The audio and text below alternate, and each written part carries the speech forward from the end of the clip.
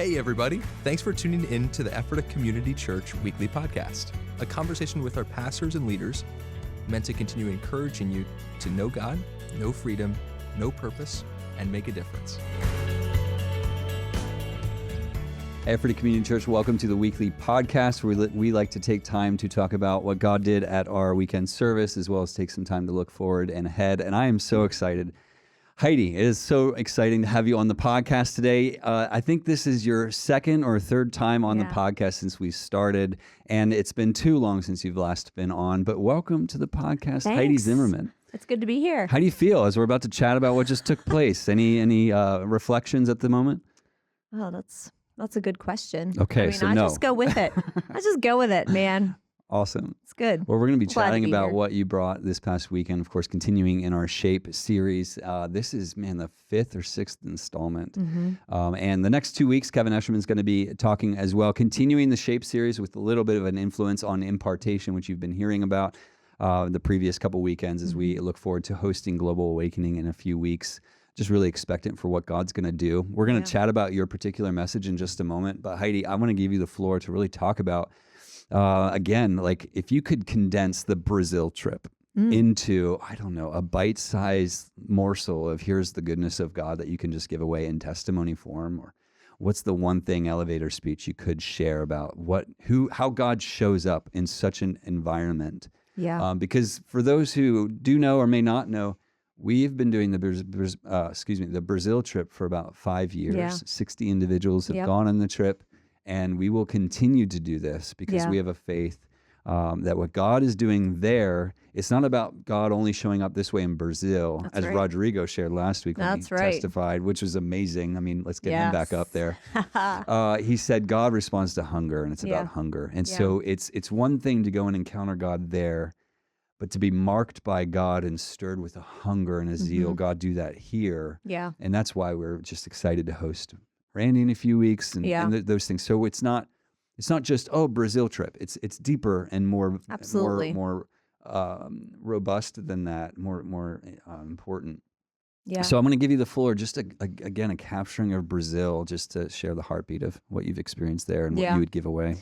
Yeah. Well, this has been my second year in a row to get to go on the trip. So that's been fun because I feel like last year it's kind of like I don't know what to expect, or so you're like, okay, people say this is an amazing experience and you encounter God in amazing ways. And so I feel like I had a little bit more of expectation for what we were going to experience, although we were in a completely different part of the country this year in completely different churches. Than last year? Yeah. Okay, so it's not the same place okay. No, yeah, we were in a completely different place. So, and it's really, let me just say a few things. Sure. One, from what my role is here at ECC and just having leadership over what our weekend experiences look like, it's really fun to go and experience so many different ways that they do things. Mm-hmm. So even in the services that we attend there, like from a leadership standpoint, how are they facilitating? Yeah, meeting? and like how they structure their worship, like how their worship looks different and takes different form, and just all of those things. Mm-hmm. I feel like I always appreciate having an opportunity just to see. It's like we go to, I forget how many different churches we were in this year, 5 or 6, and no two are alike. Mm-hmm. Similar flavor, similar things, but no two are alike. So that's one thing that I always appreciate about the trip. But there's these 3 things that I've been sharing as we've gone with the team to different places. And I shared them coming out of the testimony video this weekend, but just a stirring of your faith to believe for what God can do. Mm-hmm. So these last 2 years, my faith has just exploded because I experienced things that I've never experienced with the Lord before.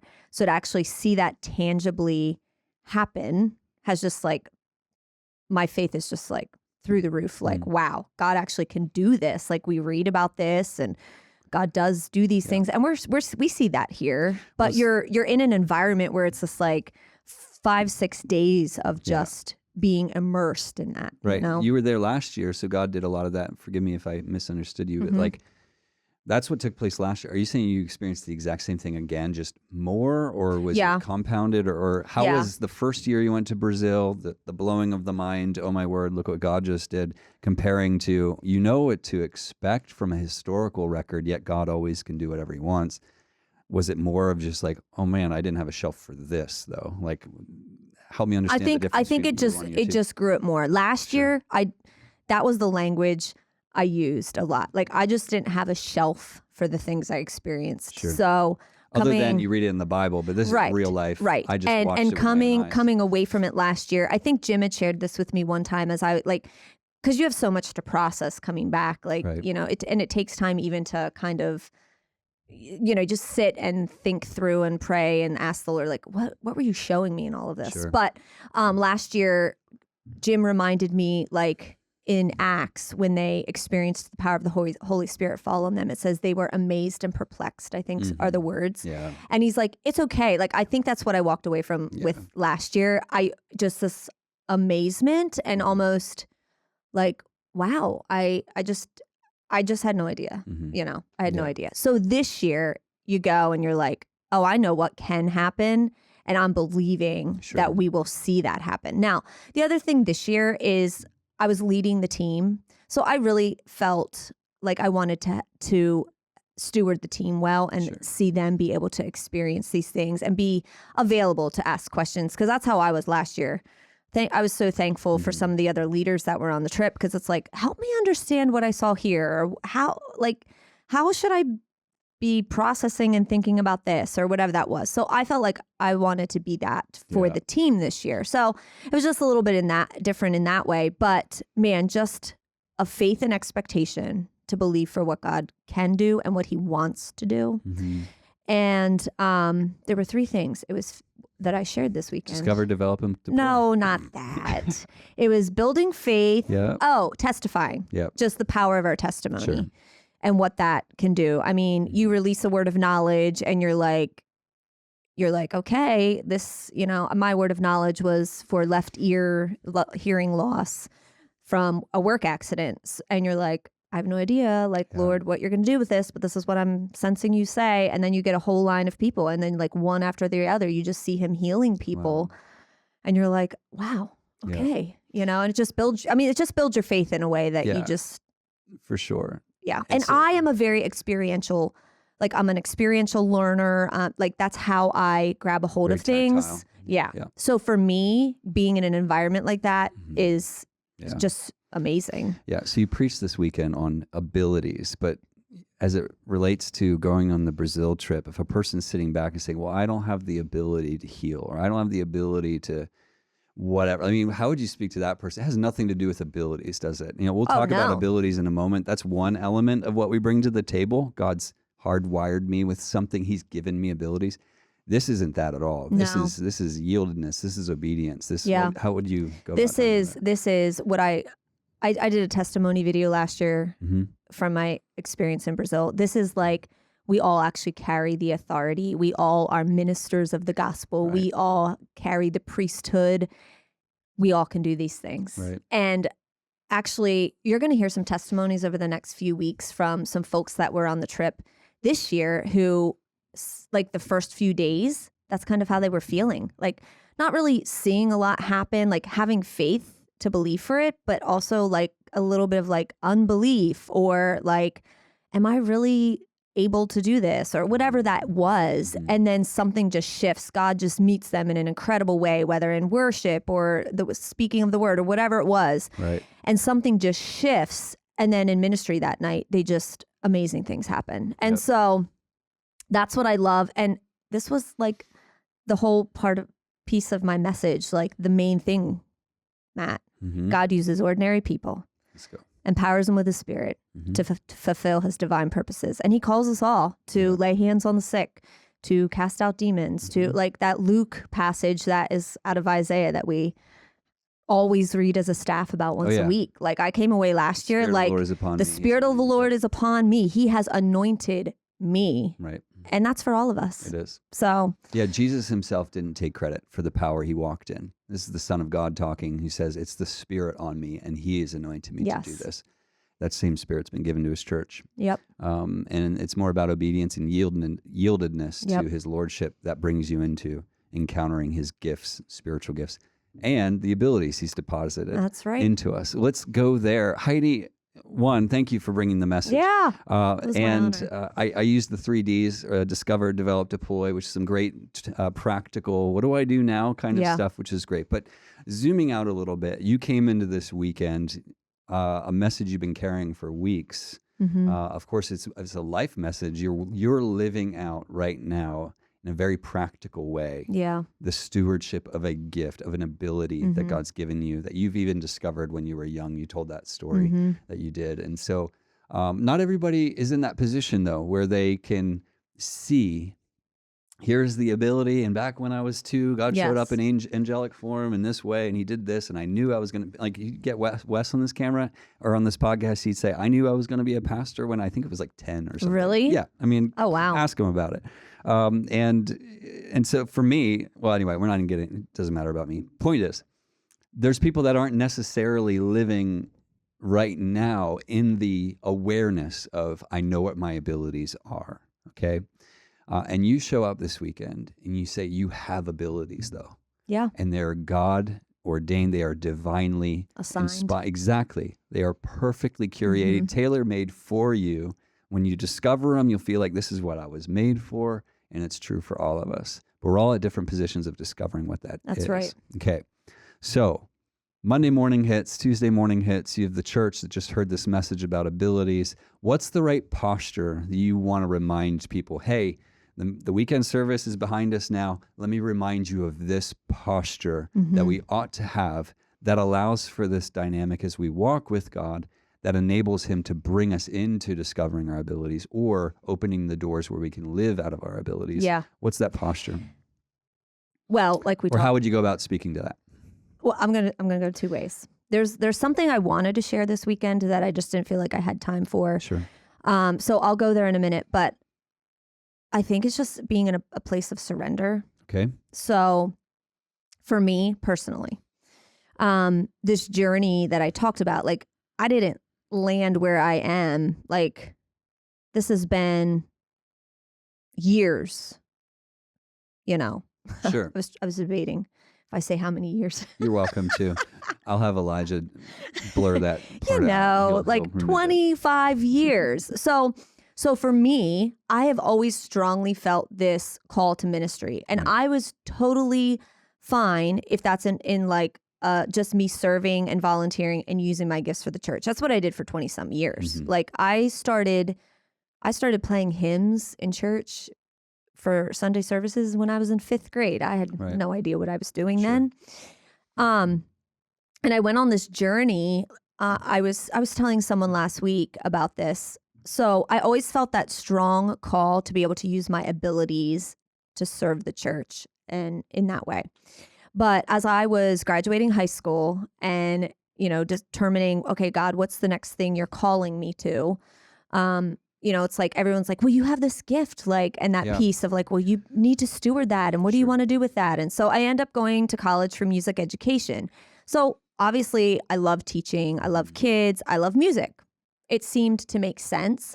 But I'll be honest, like through 4 years of college, I just had this like deep knowing that like this isn't exactly what it was. Mhm. And I ended up teaching for 3 years out of college. And all of those things were important parts of my journey, even of my development, even though I knew this isn't exactly what it was. Mhm. Does that make Yeah, sense? it does, yeah. And so I think all of us, we find ourselves in different seasons of that. Like, and I can look back, even in the previous job that I had, I was in a job doing a lot of administrative things for 10 years before I joined staff here. But they were seasons of preparation. Mhm. And so God was teaching me things in those seasons, but I continued to just need to be surrendered to trust that, Sure. okay, even though I know this isn't exactly it, God is teaching me and using me and doing things in me in this season. Mhm. Is that helpful? Yeah. No, actually, it's not. I'm just kidding. It is. No, it's very helpful because you're highlighting this reality that sometimes it's easy to hear a message like that and feel like overnight I should go from Oh, discovering, developing, and deploying my gifts Yeah. all in one fell swoop, as opposed to the long arc of just say yes Yeah. to what's right in front of you, trusting. That's what I say that a lot. Is that right? Oh yeah. I'm like life is, it's taken in steps. We talk about steps all the time here. Like our journey with the Lord, our journey in life is always just steps. So you just say yes to the next thing that's in front of you. It's that obedience piece of like, okay, Lord, this is the next thing in front of me. And I think I said this weekend, that discovery piece of it, that's a lifelong journey. Like I'm in a season now where I'm seeing God unearth things in me that I did not even know were there, you know? And so you're constantly discovering new ways and new things that he's put in you. And in this season, okay, now these things are, you know, getting unearthed in me, and he's growing them, and he's showing me how to use them for his glory, and like all of those things. So it's a lifelong journey. There's one more thing I want to highlight, which is one point in the message where you talked about the importance of calling out what you see in other people. And especially in charismatic circles, we need to be careful that we're not so quick to always be like, well, God needs to be the one who reveals. I think he ultimately always is. Yes. But I think he uses people to be his vocal cords to call out in others, where other people probably in your own story highlight it and say, hey, I see this in you. Yeah. And I know for me personally, as well as a dad, the way I see my children, it's easy to see your kids and be like, oh, there's a clear gifting here. Even at 5 years old, contrasted against my other kids, there's clearly a strength in this area and a strength in my other child in this area. You see that, but that child doesn't always see that. No. Or it's just always been this way. What do you mean it's a gift? This is how everybody is, isn't it? And it's like, no, not at all. And so I really two questions here, but the first is like, I just want to say how much I appreciated that point. I think you got kind of choked up at that point too. And I was just like, man, I wonder why that particular point's choking Heidi up. We don't have to go there now. You're welcome to, if you'd like to speak because to it. I've gotten the gift of tears in Brazil as well. Oh, is that what it is? Okay. And Matt's anointing for tears. It's good. Yeah. Every time a person cries at any point, I'm like, you're welcome, to whatever extent I can take ownership of that. But no, but honestly, on a serious note, though, how important it is that the church, as you're maybe personally going after God, show me my gifts, abilities, my talents, and lead me in that way. At the same time, being part of his church, God, would you give me eyes to see other people's gifts and a grace to step out and call it out in other people. And how critical it is that we do that, because people don't, how do I say it? Not everybody thinks, they might have abilities, but they might look down upon themselves, thinking it's not really an ability. What's the big deal? Not really realizing how significant it actually is. Well, and I think too, for me, this has been something that I've had to I shouldn't say deal with, but maybe just process through, is like, how do I walk in confidence in the gifts that God's given me and not pride? Okay. How do you do that? Please write the book on it. It's just constantly laying yourself down. Sure. And yet, that was just something, really instilled in me as a kid. My mom was just like, but then it can almost become false humility. And anyway, you're just navigating all this. What I like to call it is holy confidence. So you're like, yes, I know that I have a natural ability in this, but it also, like I said, when God's spirit and anointing is on that gift and ability, it goes way beyond anything that you can do on your own. And so you just recognize that. And you're like, okay, this isn't about me. This is about me giving God glory for the things that he's put inside of me that he wants me to walk in. I don't even remember what your original question was, but here we are. That's the beauty of the podcast. We just stream of consciousness. We just go wherever it goes. One last thing I'll highlight is people are hearing this and they're thinking about abilities. It's important to distinguish between spiritual gifts and abilities. And I think you listed down through while you're sharing your message about different ways abilities show up. Yeah. And I don't know why this always comes to mind when I think about abilities, but it's like I just see spreadsheets and I think about the people who have like the accounting ability because it's so different from me that I'm hey, you got that's a gift. That is the ability to absolutely. And obviously that's one thing, but I think you highlighted like teachers and just different professions. Like these are abilities God's given you. These are from the Lord. Yeah. And I'm just curious if you wanted to expound or share anything in that particular vein of empowering people to see what you have is actually an ability. And it's not just, I do it for my job. Yeah, but you're amazing at it. And maybe that's how it shows up in that particular context for this season. But no matter what context you show up, you're carrying that ability with you because it's who God has made you to be. Yes. That's it. Just yes. Yeah. I think it's important to recognize that. Sure. And that's what I wanted. So like some things can come to the surface and just seem so easily noticeable as an ability. Like if you're gifted in music or you're a really good athlete, or I think there's those like administrative gifts that people have, and the like, some of those pieces, like you said about, the people who are behind the scenes, like making the budget work. Yeah. And, administrative or, things, like all of that. those kinds of things. And they're not always, front and center, so to speak. You know what I mean by that, I think. And so it can feel like, well, do I even have ability? Like, no, yeah, you do. It's not about it being always the big, whatever that is. And I actually I did want to say this, even in the case of like, you think you have a music ability, that doesn't mean that you have to serve on the worship team at your church. It could mean that, but it could mean that you go to the nursing home once a month and you just bless the people with music, or you go into the hospital. Like music has so much power to, and there's a lot of ways that our abilities can be walked out. Exactly. So I think we sometimes get caught in this frame that like, oh, well, if I have this ability, it has to mean this. And so I would just encourage us to, I don't know if I'm answering your question, Matt, but. Yeah, like I said, you're not, but it's okay. Just kidding, of course. Obviously, this is important for it to be understood within the whole context of shape, right? There's spiritual gifts, there's experiences, there's abilities.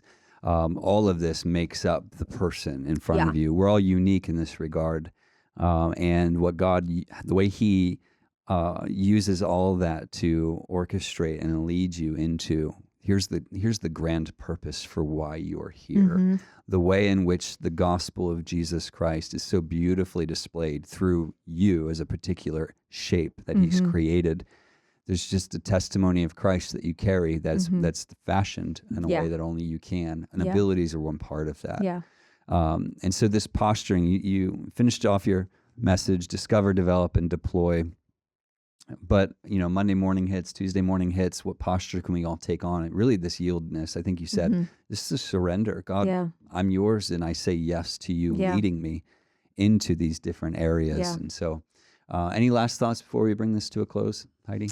I will just say, I feel like this has been a really encouraging series. And I don't know if we've like done a deep dive like we have and taken this many weeks to actually take a look at, all the different ways God wires us. But I'm just encouraged that the church coming out of this will be empowered. Yeah. And like I said, like, we don't need you being somebody else. Like we need everybody doing their part. And it's just, that's the beauty of the kingdom, the beauty of the church. Like that's the beauty of it. And so I'm just encouraged that people will be able to, just walk more fully in who they're created to be. Let's go. Yeah. Thanks, Heidi, for this weekend.